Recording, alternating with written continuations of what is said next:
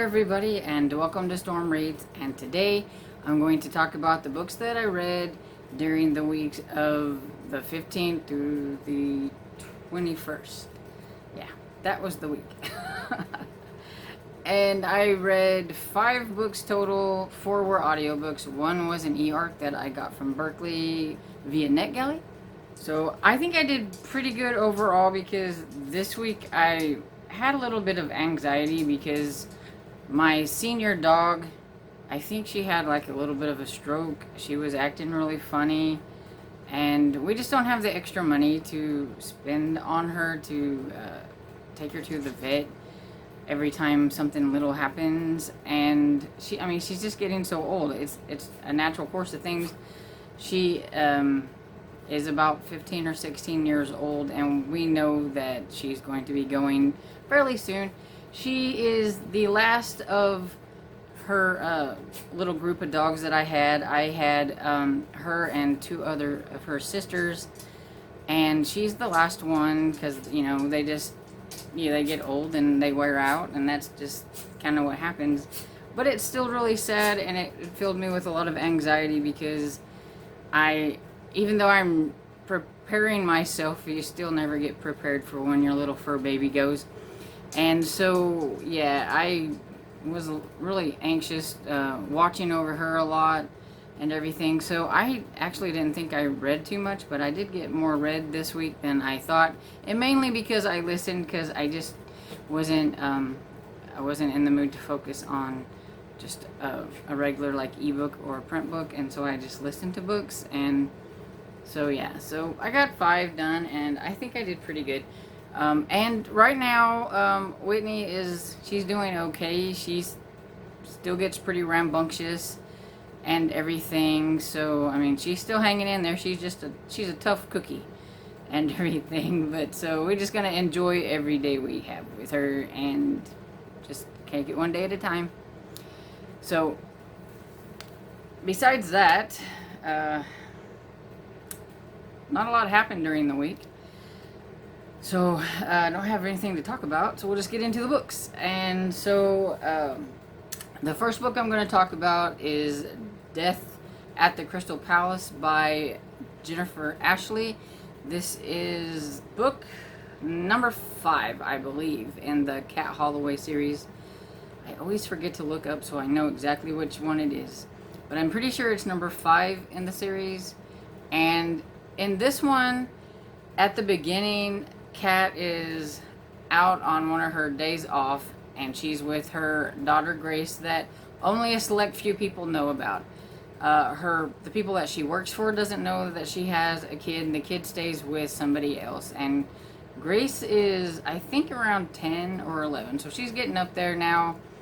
And Kat she gets a full day and a half day. That was the thing. Whenever she gets hired, she always makes sure she has a full day and a half day so that she can spend that time with her daughter Grace. And her friends, one of the ladies that lives in the house, Cynthia, who is a little unorthodox and she likes to wear men's pants and stuff like that. And so she doesn't have a problem with her, having the daughter and being the cook in the house or whatever. It doesn't bother her any, And then her friend Bobby, and also their friend, I can't remember his name. Oh. He's like a little professor type guy.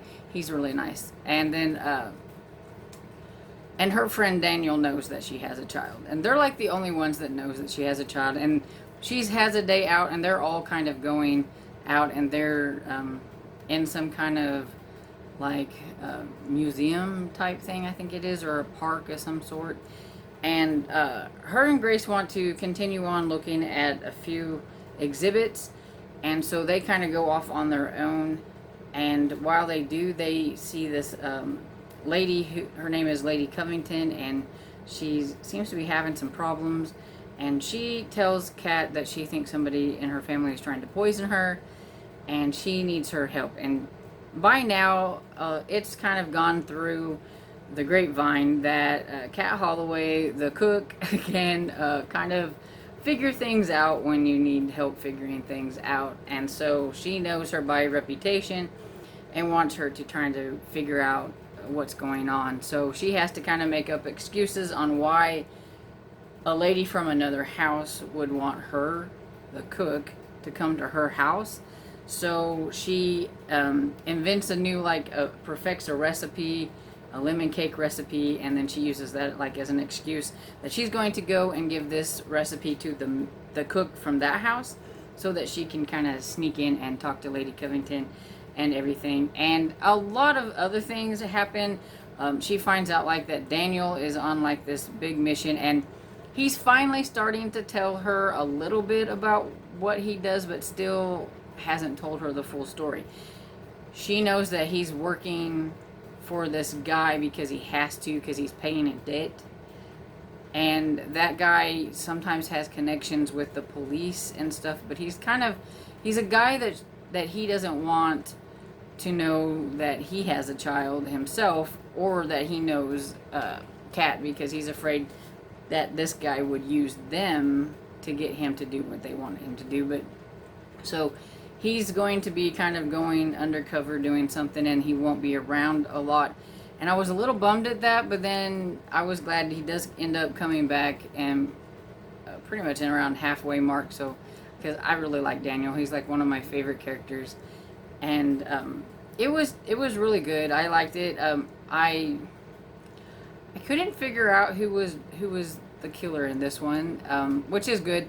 I normally don't figure them out in these ones. They're a little hard. I'm more invested, I think, in the story than and the characters in this series, because it is one of my favorite series that I don't really try to solve it too much. I mean, I had my suspects and things like that, but yeah, overall, it's just, I really like this story. I'm really big into historical mysteries. That's like one of my favorite kind of mysteries. And so I just enjoy the setting and stuff in these series. And yeah, I think if you've not tried the series, you should. And I do think you need to try it from the very beginning and not just jump in, because there's a lot of backstory and there's a lot of stuff you learn about Daniel and Kat and even Lady Cynthia and all those characters from the beginning all the way through and everything. So you might be able to just start in on this one, but I think you would have a lot of questions about the characters if you didn't start at the beginning. And it's a great series, so you should start at the beginning anyway. And I gave this one 5 stars. Okay, so the next one I have is Muffin but Trouble. It's by Victoria Hamilton. It's the 6th book in the Mary Muffin series. And I enjoy this series, but this one is probably one of the least favorite of the series so far. And it's not because I couldn't handle the content or anything like that, but when it comes to my cozy mysteries, I prefer a lighter, fluffier mystery. And I thought this one was a little bit more grittier for a cozy mystery. It was about a religious cult and about a bunch of missing girls and how they're involved in that. And Mary knows some of the girls that have gone missing, and it's not something that's just recently happened, but just nobody really paid a lot of attention until some people they actually started knowing were missing. And then a lot of people from the town started hanging out at this place, and I can't remember, it was like compound thing. And then Mary's like, something's going on, and she gets herself in there so that she can kind of ask questions and everything, and people aren't happy that she's in there, but there's this one young girl that's in there, and then she sees another young girl with a guy that she knows, and she knows that guy is way older than she is and thinks she might be a minor or might be one of the girls that are missing. And so she's trying to figure it out, and then there is a dead body that is discovered, so they have a murder, and it's connected to this compound maybe. And so then she gets into it, and it was just overall, it was a little seedier, just a little grittier than a cozy mystery that I would care for. Now, if I was reading about this same scenario and a different one, even like the Cat Holloway series, then that would be okay, because that series is not a cozy mystery series. So that would have been fine. But in the cozy mystery series, I just prefer lighter, fluffier kind of mysteries, I guess. And so it just wasn't my favorite one, and I gave this one 3 stars. Then the next one I have is Wind in the Willow by Kenneth Grahame. And I have to say I was a little disappointed because I thought this was going to be kind of whimsical and fun and just a fun adventure with the characters that I can remember from the cartoons, I guess. And like I haven't seen these cartoons in like forever. But I remember Mr. Toad and Badger and the mole and the rat, and I thought it was just going to be kind of a fun adventure, but it was really boring. And I just didn't really enjoy it that much. And then there was, for a children's classic, there was a little bit of light cussing in it.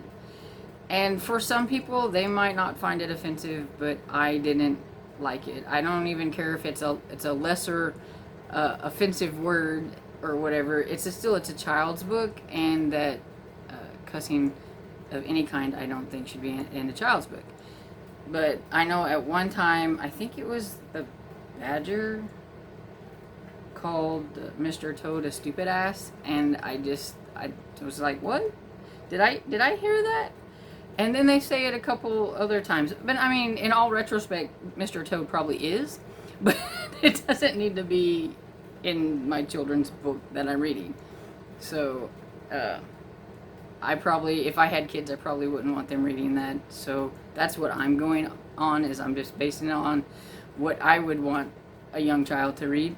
And everybody else might be different about that, but since it was like published in like 1908, I thought it was a little shocking that there was a mild cussing in the book. But other than that, it was just really boring, and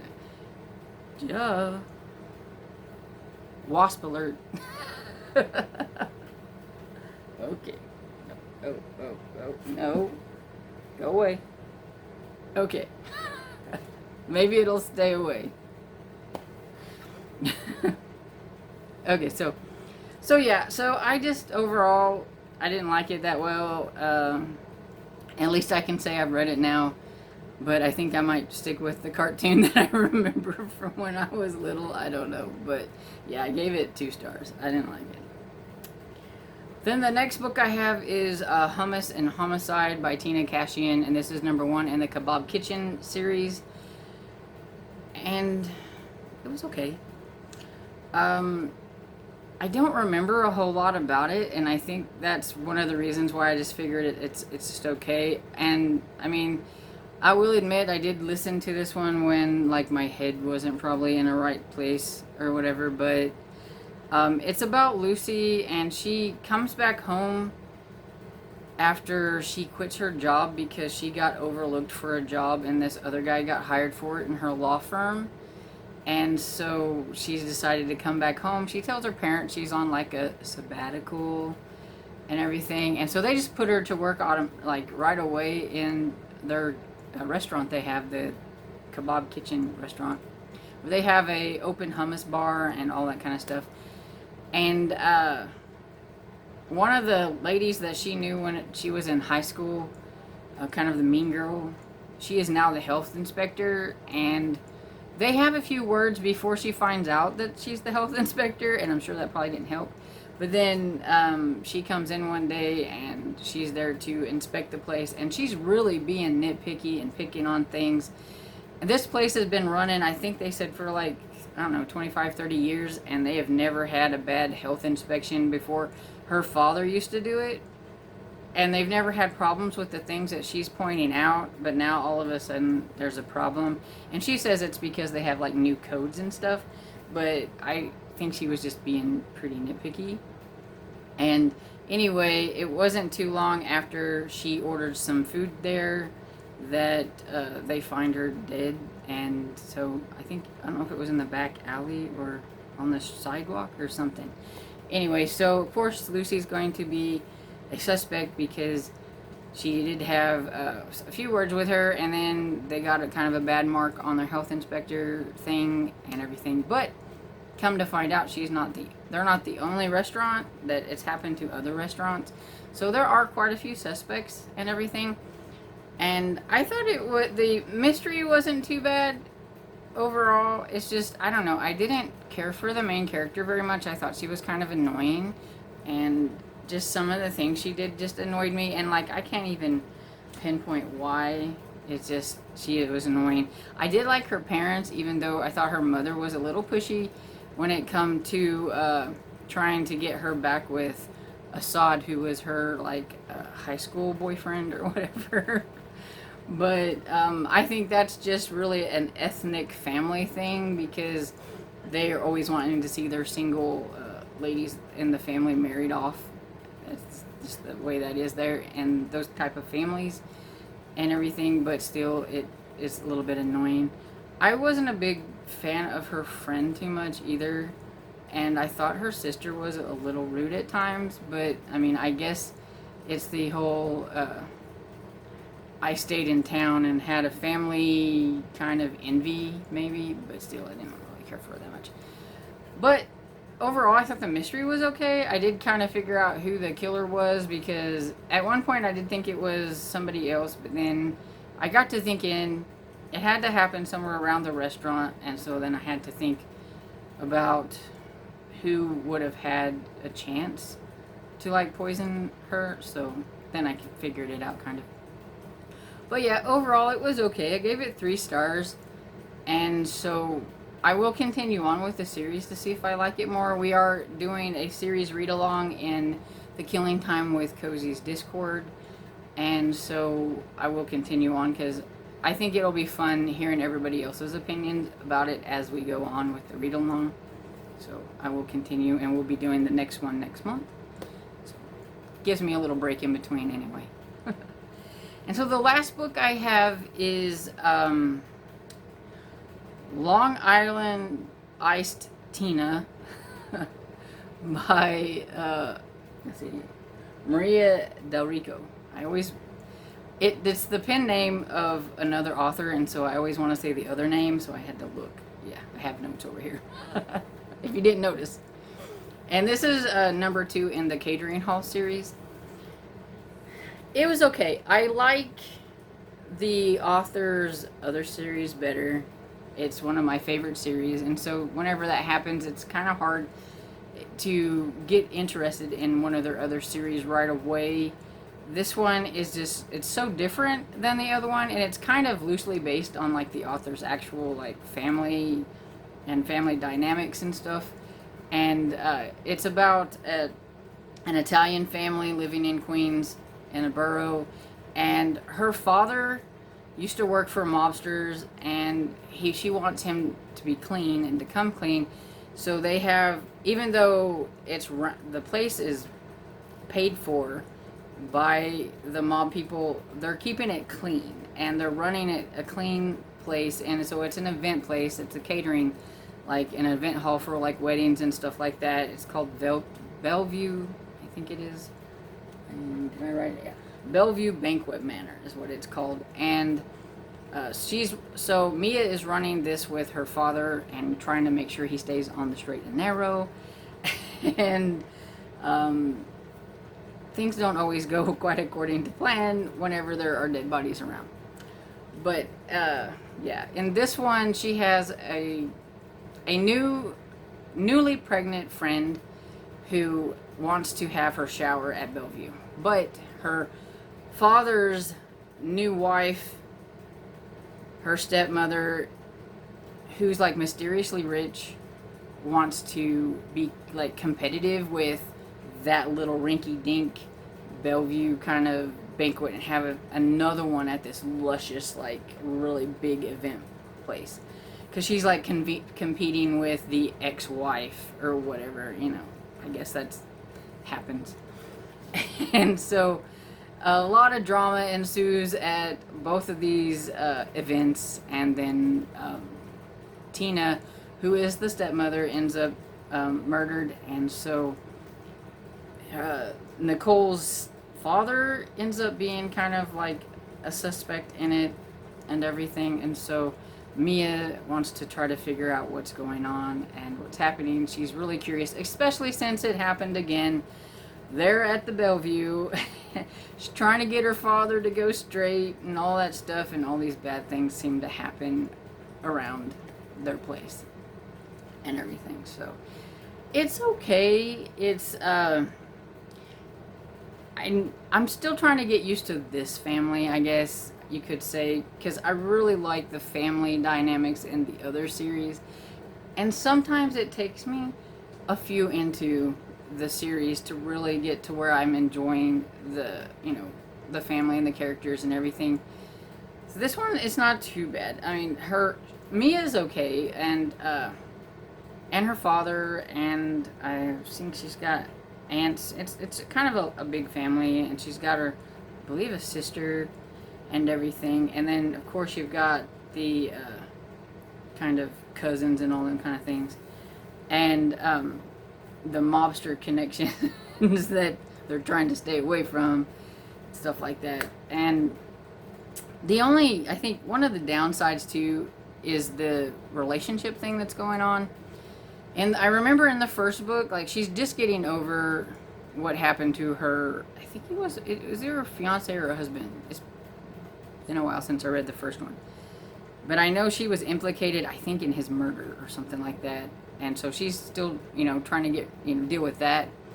And then when she comes back to help her father, she meets her, like, high school boyfriend, I think he was, or friend. And she kind of liked him, and everything in the first one, but he had a girlfriend, and so he still has a girlfriend in this one, but she seems to be pining over him and thinking that she should be the one that's with him instead of the lady that he's with. And that was annoying, because it's like, you keep talking about how you're not ready and stuff, but then you're going to be like, that should have been me, and I should be with him and everything. And it's like, just move on and just give it up. Evidently he likes the lady that he's with, so just give it up. So yeah, that was a little annoying, but overall it was okay, and I gave it 3 stars. So, man, it is like really hot in here. Sorry. And so that's everything that I have to talk about today. All the books. If you've read any of these books or any of these series and you enjoyed them, you have thoughts about them, go ahead and comment down below. No spoilers though. And so that's everything I have to say. And so I hope you liked this video, and if you did, please give it a thumbs up and subscribe. And I'll see you in the next video. Bye.